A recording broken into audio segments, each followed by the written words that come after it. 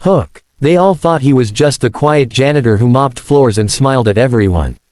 But when a confident young woman grabbed his arm and said, "Please, pretend to be my boyfriend," no one expected that moment to uncover the truth about who he really was, and change both of their lives forever. Before we begin, if you believe kindness and courage still exist in this world, hit that like button and subscribe, because this story will remind you that heroes don't always wear uniforms, sometimes they carry a mop. Ethan Cole was a single dad in his late 30s, working nights as a janitor at a corporate building downtown. He used to have a life that was far different, once a soldier, once a husband, but after his wife's passing and years of struggle, he wanted nothing more than a quiet life for his daughter, Lily. Every night, he'd finish work, buy her favorite chocolate milk on the way home, and tuck her in with a smile that hid all his pain. The people at the office barely noticed him. To them, he was invisible, just the janitor in gray overalls pushing a cart. But Ethan didn't mind. He found peace in silence, in simple routines, in the sound of Lily's laughter echoing through their small apartment. One evening, while cleaning near the lobby, he overheard a group of executives chatting. Among them was a young woman, confident, sharp, but with eyes that carried exhaustion. Her name was Sophie Bennett, the daughter of the company's founder.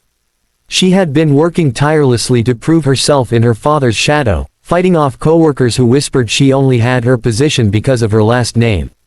That night, Sophie was arguing on the phone. Her father had arranged another dinner meeting with a potential investor's son, a man who was more interested in her than the business. "Dad, I told you I don't need a fake relationship to succeed," she said, her voice breaking slightly. Ethan, sweeping quietly nearby, pretended not to hear, but he couldn't help but notice her trembling hand. Moments later, as Sophie ended the call, she spotted Ethan. The two locked eyes for a brief moment. There was something steady about him, calm, grounded. And that's when desperation met instinct. "Excuse me," she said, stepping closer. "Can you do me a huge favor? Just pretend to be my boyfriend tonight. Just for dinner." Ethan froze, unsure if he heard right. "Ma'am, I think you've got the wrong guy. I'm just..." "Please," she interrupted softly. "It's just one evening. I'll pay you. I just need someone real, not another fake smile around my father." Something in her voice reminded Ethan of his late wife, strong, proud, but lonely. Against his better judgment, he nodded. That night, Sophie transformed him.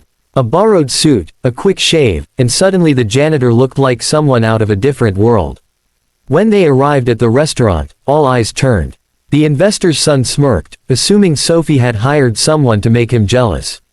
But when Ethan pulled out her chair and spoke with quiet confidence, the room changed. His composure, his warmth, it wasn't an act.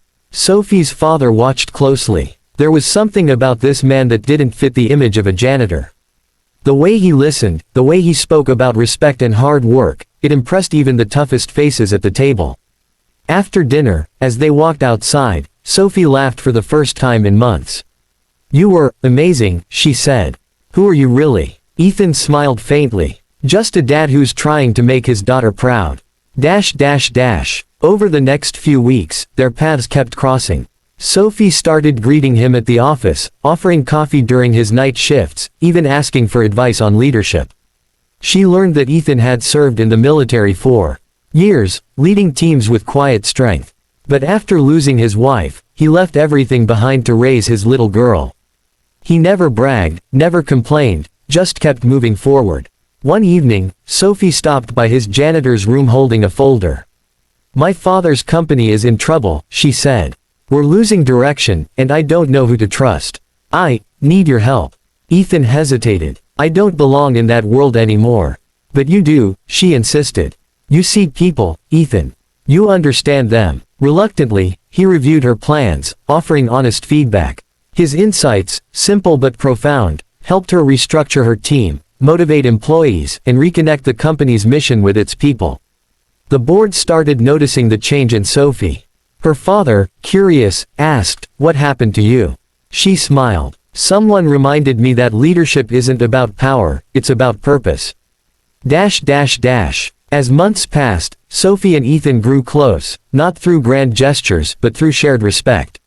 Ethan's daughter, Lily, adored Sophie. And for the first time since his wife's death, Ethan began to smile freely again. But one night, a rumor spread through the company that Sophie was dating the janitor. Whispered laughter followed her through the halls. Some board members mocked her, said she was ruining the family image. Her father called her into his office. "Is it true?" he asked sternly. "You're seeing the janitor." Sophie stood tall. "Yes, the man who taught me more about leadership than anyone in this building." The old man fell silent, unsure what to say. Before he could respond, Ethan entered the room, carrying his resignation letter. "Sir," he said calmly, "I never meant to cause trouble. I'll step away." But Sophie grabbed his hand. "No, you're not leaving." Then she turned to her father. "You always told me to find someone with integrity. Well, here he is. He may mop your floors, but he has more honor than half your board."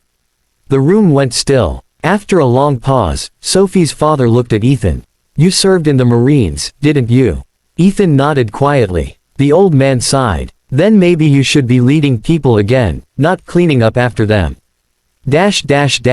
Months later, Ethan was promoted to facilities director, overseeing safety and operations, mentoring young staff, and becoming a voice of humility in a world obsessed with status. Sophie and Ethan continued to build their bond, slowly, respectfully, beautifully. At the company's annual event, Sophie stood on stage beside him and told the crowd the truth. "When I first met Ethan, I asked him to pretend to be my boyfriend," she said, smiling. "But the truth is, he's the most real person I've ever met.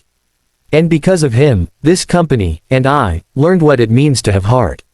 As the audience applauded, Ethan looked at Lily, sitting in the front row, clapping proudly for her dad. His eyes softened. For years, he'd carried pain, thinking he was done with love, done with purpose. But that one unexpected favor, a pretend moment, had given him everything back. And for anyone watching this story, remember this: sometimes, the smallest act of kindness can rewrite your entire life. Never underestimate the quiet ones, because their silence often hides the loudest courage. If this story touched your heart, like, share, and subscribe, because somewhere out there, another Ethan is waiting for a second chance. Yellow Heart.